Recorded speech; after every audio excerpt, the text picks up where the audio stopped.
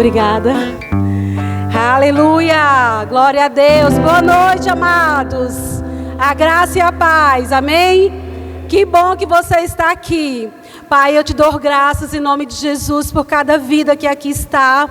E eu oro para que os olhos do entendimento, Pai, de cada um deles sejam abertos para conhecer a Tua palavra, porque o Senhor declara na Tua palavra que a graça e a paz é multiplicada pelo conhecimento de Deus e da Sua palavra. Que nessa noite eles possam sair daqui, Pai, convictos do Teu amor, da Tua paz, e que eles foram chamados para serem diferentes, um povo diferentes nessa terra, em nome de Jesus, amém.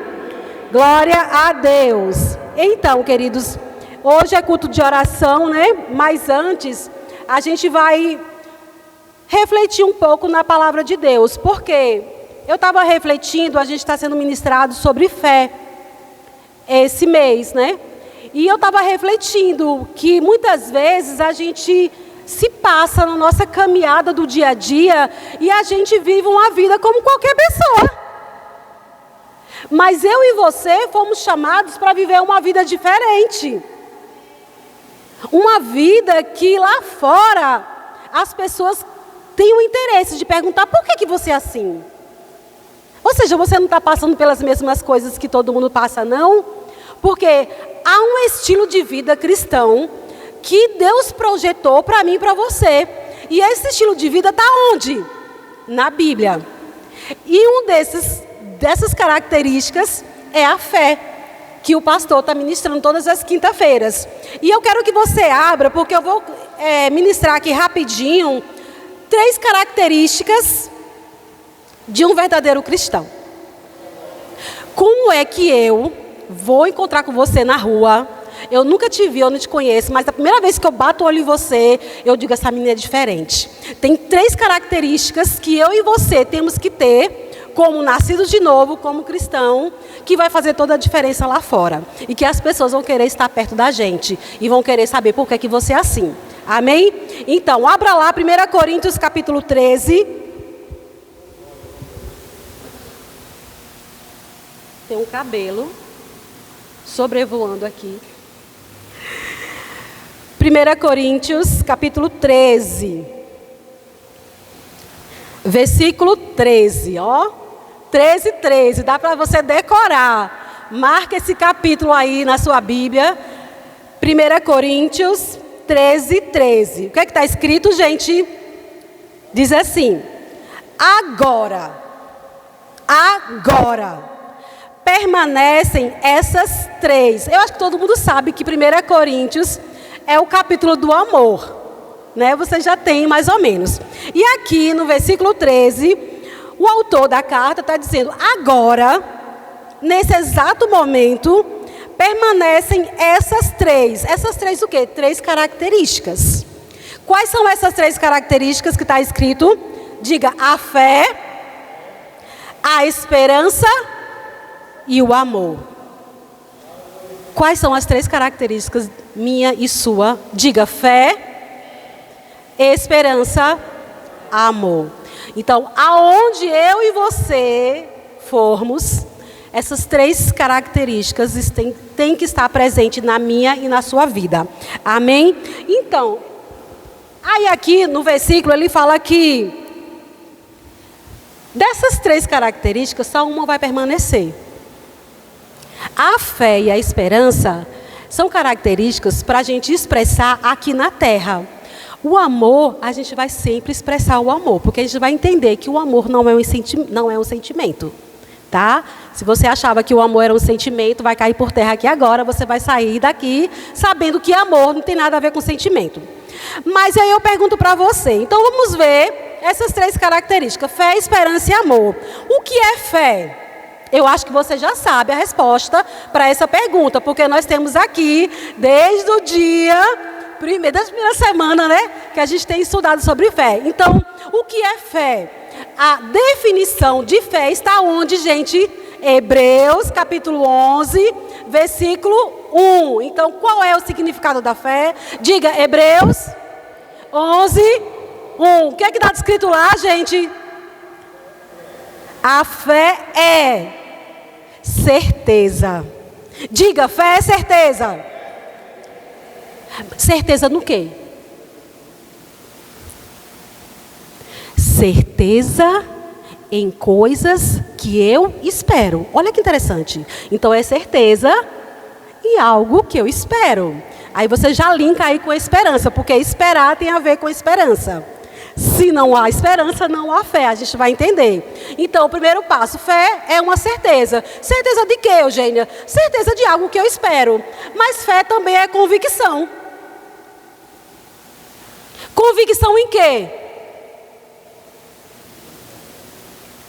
Convicção em quê, gente? Fatos, realidades, de coisas que a gente não vê. Então, fé é certeza de algo que eu espero, mas é uma convicção de algo que já aconteceu, um fato, uma realidade que eu não vejo, mas que eu tenho certeza de que já é meu. E onde é que esse fato está escrito? Na Bíblia. Todas as realidades, tudo aquilo que Jesus já conquistou para mim e para você, está escrito aonde? Na Bíblia. Então já aconteceu? Você é próspero? Jesus já te deu uma vida abundante? Isso já aconteceu. E o que é que a fé faz? A fé vai lá e pega, toma posse, diz é meu. Isso é fé. É convicção, amém? Só que eu quero que você vá lá em Lucas capítulo 18, porque Jesus, ele está ensinando, ele ensinava muito através de parábolas. Em Lucas, no capítulo 18, ele conta uma parábola de uma viúva persistente. Uma viúva que sabia que tinha direito de algo e ela não abria a mão daquele direito.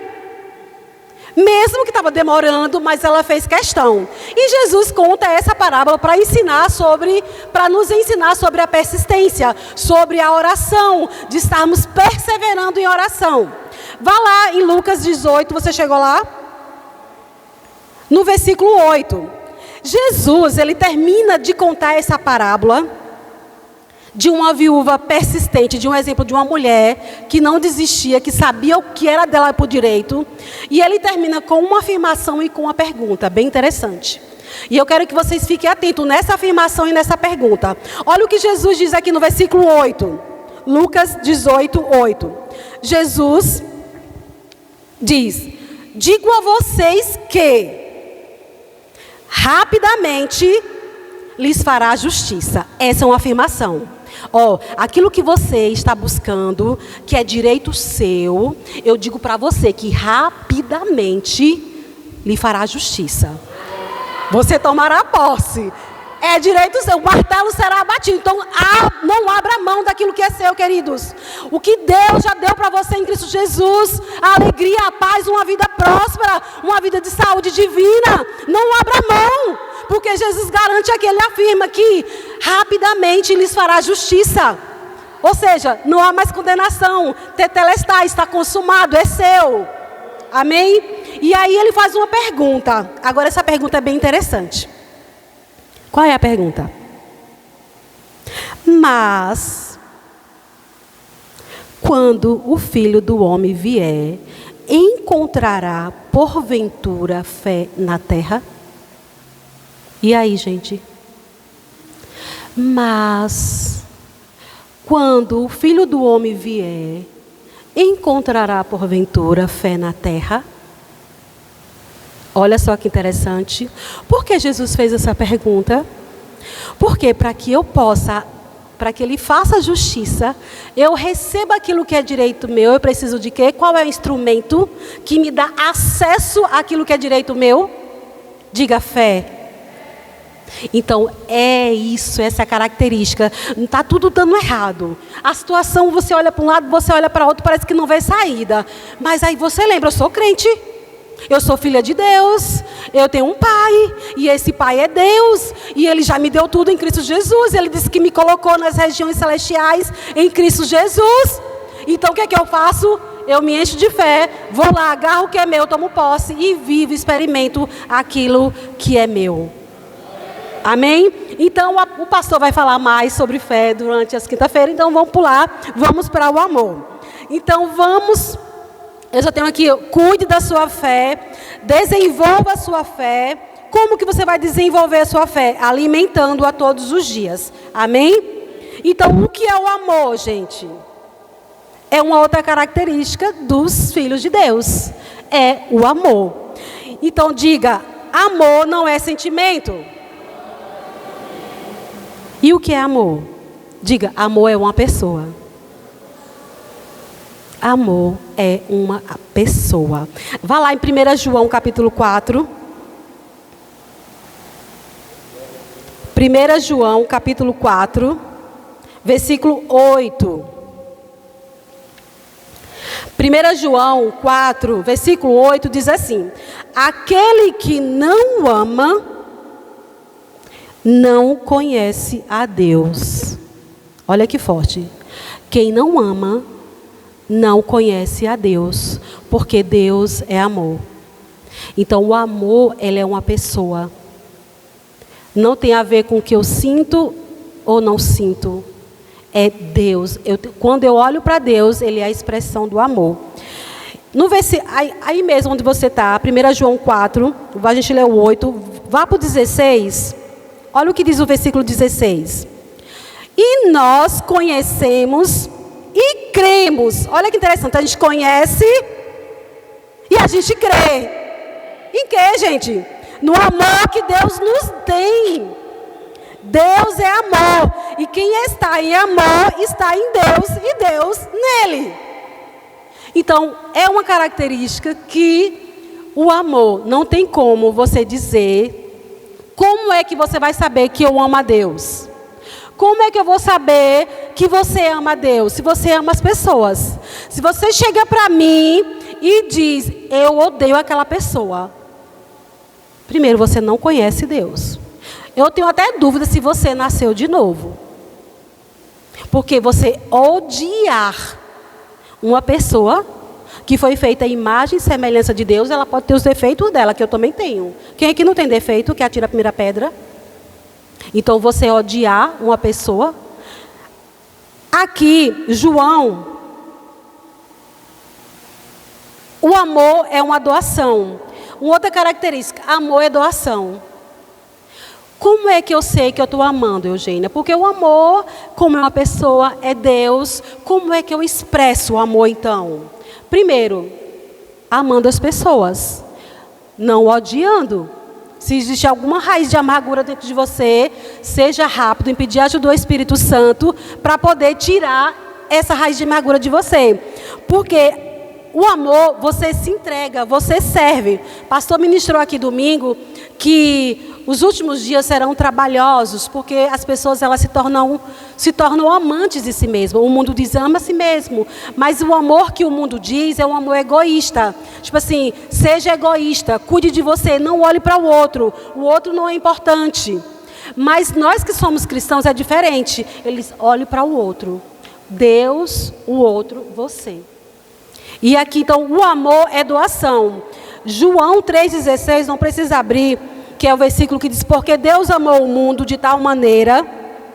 Olha só, Deus amou. Ele amou o quê? O mundo. Como ele amou o mundo? De tal maneira. E esse amor, ele foi expresso de uma forma. Como? Ele amou de tal maneira que ele deu. Ele deu o quê? O seu Filho unigênito, para que todo que nele crê não pereça, mas tenha a vida eterna. Então, como exemplo do nosso Pai, assim como Ele amou, e Ele amou de tal maneira o mundo, que Ele teve uma atitude, Ele deu. E Ele deu aquilo que Ele tinha de mais precioso, que foi o Filho dEle, para morrer no meu e no seu lugar. E para que nós não perecêssemos e nós tivéssemos vida eterna. 1 João, onde você está, no capítulo 4, você está no capítulo 4, não está? Vá lá para o versículo 20. Olha o que diz aqui o versículo 20. Se alguém disser, eu amo a Deus, e odiar o seu irmão, é mentiroso. Olha só que forte. É mentiroso.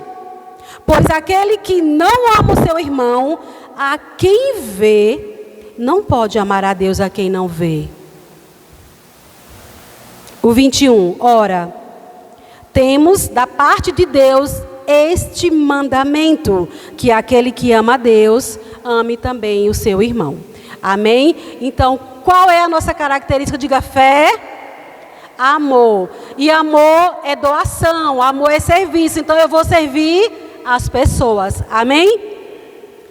Tudo que nós fizemos precisa ser feito com amor. Como é que eu sei que o que eu estou fazendo está feito com amor? É feito com amor. E esse tudo é tudo. Não é só uma parte, não, é tudo. Na sua casa, quando você está lavando prato, quando você está varrendo a casa. Tem que ter um amor, tem que ter uma atitude. Meu Deus, eu tenho uma casa para varrer, eu tenho um prato para lavar. Tem pessoas que não têm nem prato para lavar, né? Então a gente tem que fazer tudo com amor. E vir para a igreja, evangelizar, tudo. Porque 1 Coríntios 16, só anote aí, eu vou ler rapidinho. 1 Coríntios 16, 14 diz assim: todos os vossos atos sejam feitos com amor. Outra característica: amor é perdão. O amor, ele cobre uma multidão de pecados. Anote aí, 1 Pedro 4:8 diz assim: acima de tudo, porém, tende amor intenso. Tende amor intenso uns para com os outros. Por quê, gente? Porque o amor cobre multidão de pecados. Quando eu e você amamos uns aos outros, expressamos esse amor em servir as pessoas, o que é que está acontecendo? Os meus pecados e os pecados das pessoas estão sendo cobertos. Olha que poderoso. Então, a minha atitude e a sua atitude tem que ser de fé e de amor. E está escrito que a fé, ela opera através do amor. Não tem como você ter fé se você não tem amor. Analise, você está com a fé fraca, baixa? Analise o seu nível de amor, como é que está o seu amor para com as pessoas. Porque uma das formas da fé operar é através do amor. Então, vamos para o terceiro ponto, vamos para a esperança. O que é esperança, gente? Quem sabe o que é esperança? O que é esperança? Vá lá em Hebreus, que tem a definição. Hebreus capítulo 6, versículo 19. A gente vai saber o que é esperança. Hebreus 6, 19.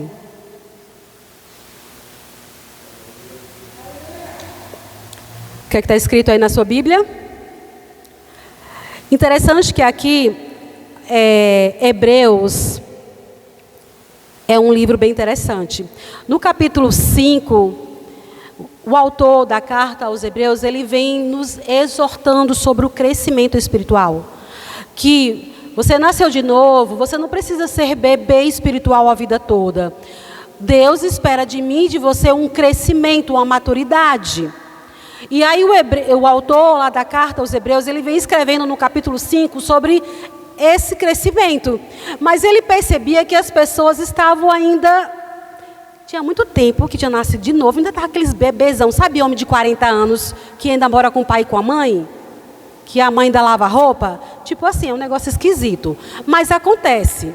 E aí o autor está dizendo, não, com vocês não é para ser assim não. Vocês nasceram de novo, o pai de vocês, Deus espera um crescimento, uma evolução.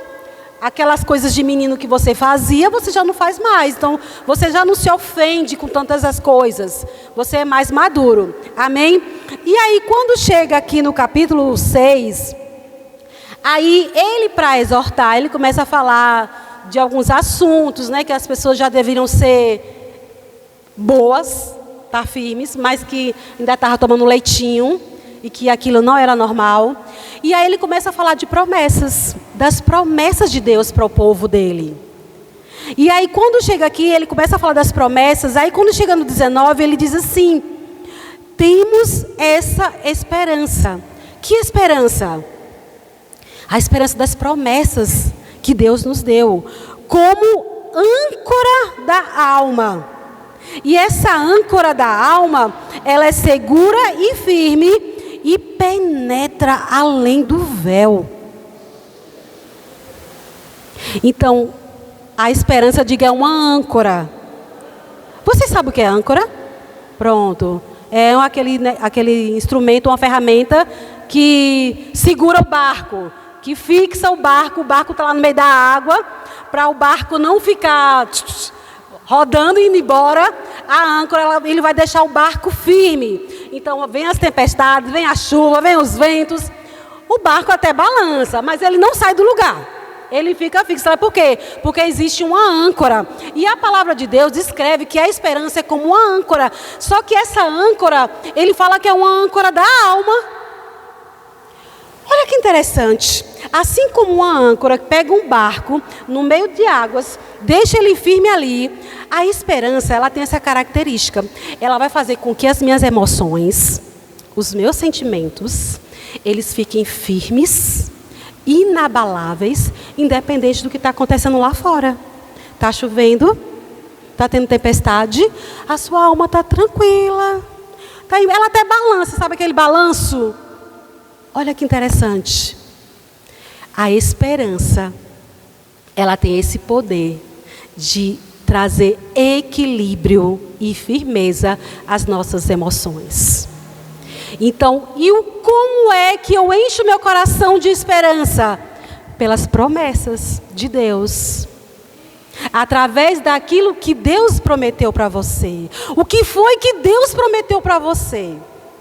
Quando você começa a encher a sua mente com as promessas de Deus para a sua vida, a sua alma, ela fica tão bem, porque não tem como você ficar triste. Não tem como você estar com o semblante caído quando você sabe quem você é e o que você tem. E aí, o autor da carta em Hebreus diz assim: ei, povo, meus filhos, eu quero que vocês expressem essa alegria no olhar de vocês. Porque vocês são filhos que não estão sem pais. Vocês não são órfãos. Vocês têm um pai que cuida de vocês. E esse pai, ele é bom. E ele já deu tudo o que vocês precisam. Então, existe uma atitude, na onde você for, a alegria, ela tem que estar no olhar de vocês. A alegria, ela não é só no sorriso. Tem pessoas que são escandalosas. Às vezes eu sou escandalosa, entendeu, gente? Mas tem pessoas que não é escandalosa como eu, entendeu? Mas a alegria está no olhar. Não precisa ser na boca, nos dentes abertos, que nem eu, que fica com os dentes abertos. É no olho, entendeu? Você olha para a cara da pessoa, a pessoa está bem. Isso não quer dizer que a vida dela é um mar de rosas, não. Quer dizer que ela sabe quem ela é. Porque a fé, ela vem por duas características. A fé, ela vem pelo conhecimento. Quando você sabe quais são os fatos que já aconteceram, as realidades a seu respeito, a fé, ela é acrescentada. E junto com a fé tem a esperança. Porque como é que você vai crer em algo que você não crê? Que você não espera? Gente, quais são os seus sonhos? Quais são os seus objetivos? Quais são os seus planos? Se você não tem sonho, se você não planeja nada, se você não espera nada, como é que você vai ter fé? E como você vai ter uma pessoa de esperança e alegre? Então, hoje o Espírito Santo falou comigo e está falando para você hoje que 3 características que Ele quer ver no povo dele é a fé, porque através da fé poder se manifesta, coisas acontecem, o sobrenatural acontece. A esperança, ela vai fazer você ficar alegre, ficar sua alma bem tranquilinha, sabe? Sem muita angústia, sem aquela vontade de chorar, porque às vezes a nossa alma acorda querendo chorar. Quem já fez um negócio desse? Do nada, você dorme bem, aí você acorda querendo chorar. Está repreendido, em nome de Jesus. A gente não pode aceitar isso. Aí você imediatamente, você lembra quem você é. Você diz, eu sou filha de Deus. Olha, Ele me colocou em um reino. Menina, eu não sou pouca coisa, não. Eu sou filha de um Deus todo-poderoso. E Ele já me deu tudo o que eu preciso. E o melhor ainda, eu sei o meu futuro. Gente, não é bom você saber o seu futuro? E você saber que o seu futuro é um futuro de glória, de bênção, de poder, de alegria, de festa. É para a gente viver celebrando. Mas por que a gente não vive? Porque muitas vezes a gente é consumido pelas informações que o mundo nos dá. Porque os nossos 5 sentidos, olhos, ouvidos, tato, o que a gente toca, nos enche com as informações desse mundo que só traz miséria, tristeza. E a gente tem que voltar os nossos olhos para onde? Para o alto, porque é de lá que vem o nosso socorro. Amém? Então, são essas 3 características que o meu Pai espera de mim e de você. Amém? Algumas coisas que a esperança vai fazer em nós. Como é que a esperança pode vir? O ensino das Escrituras nos consola, nos dá paciência e esperança. Olha só, o ensino das Escrituras, quando eu e você somos expostos ao ensino da Palavra de Deus, esse ensino vai trazer consolo, vai nos dar paciência, perseverança e esperança. Abra lá Romanos capítulo 15. Romanos 15.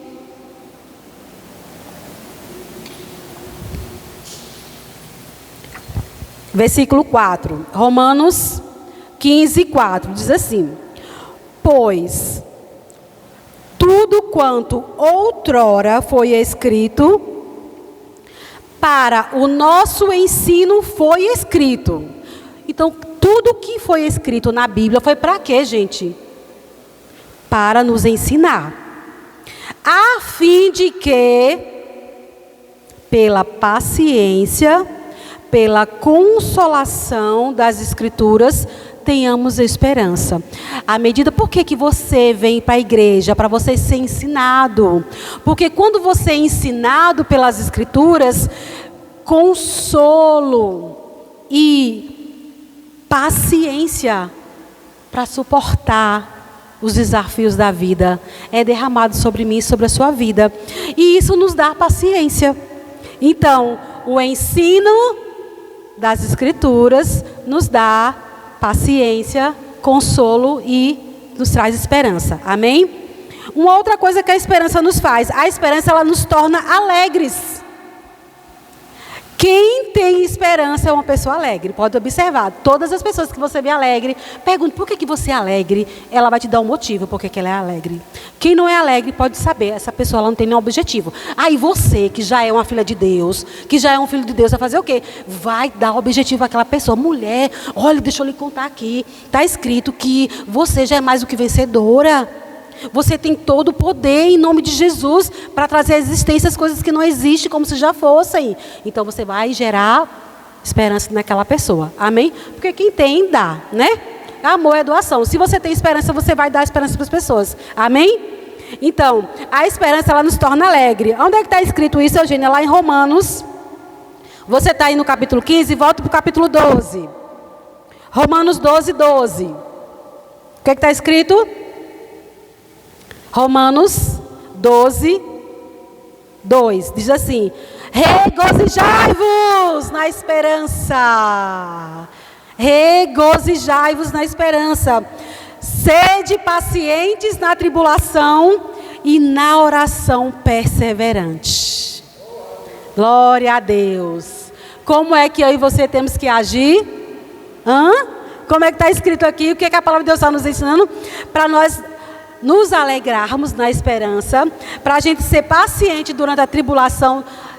Todo mundo que é alegre tem mais paciência. Quer ver uma pessoa perder a paciência rapidinho, ela está emburrada.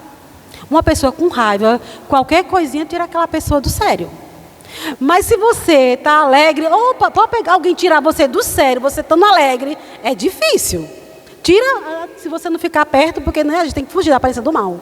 Então, se a pessoa está muito emburrada, você cai fora, fica ali um pouquinho, tenta injetar a esperança. Se a pessoa não quiser, o que é que tu faz? Tu cai fora. Vai orar à distância. Mas não fica perto não, porque assim como a alegria contagia, o mau humor também contagia. Daqui a pouco tu está mal-humorado igual a pessoa, então tu cai fora. Amém? Então, em nome de Jesus, a esperança ela nos torna alegres. Amém? Outra coisa que a esperança nos dá, ela nos dá ousadia no falar. Olha só que interessante, a esperança nos dá ousadia no falar. Vai lá em 2 Coríntios capítulo 3. 2 Coríntios 3. Diz assim: tendo, pois, tal esperança, servimos-nos de muita ousadia no falar. Quando você está convicto de quem você é, daquilo que Deus fez para você, das realidades espirituais a teu favor, isso te dá ousadia. Você não vai falar. Quando você vai chegar para falar com as pessoas, bom dia, boa tarde, tudo bem? Você está bem, Amanda? Por quê? Porque você tem algo dentro de você. Tem algo vivo dentro de você.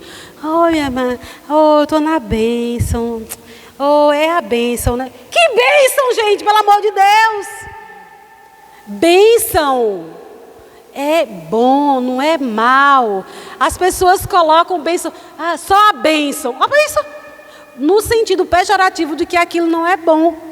Mas eu e você somos diferentes, amém? Nós vamos andar cheios de fé, andando no poder, trazendo as realidades espirituais, trazendo o céu para a terra, como manifestando o amor, servindo as pessoas e alegres, porque nós somos cheios de esperança, amém? Então, a esperança, então perceba, a fé para o espírito, a esperança para a alma e o amor é para o corpo de Cristo. Para servirmos o corpo de Cristo, amém? Ou seja, uma vida plena e abundante. O que uma vida plena e abundante faz? Ela manifesta o poder de Deus através da fé, com alegria, pois nós temos uma alma regada pela esperança, e por isso nós vamos servir as pessoas ao nosso redor com o amor de Deus que foi derramado no nosso coração, amém? Glória a Deus. Então, por que esperança, fé e amor são o estilo de vida de um cristão? Por quê?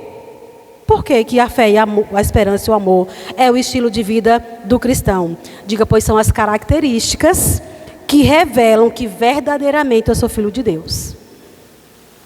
Então, você tem como saber se a pessoa é filho de Deus ou não. Ela está em fé, ela está amando as pessoas, servindo, ela é uma pessoa alegre, então ela é filha de Deus. Amém? Então, vamos orar, fique de pé. Vamos orar para que o Espírito Santo nos dê essa graça, esse poder.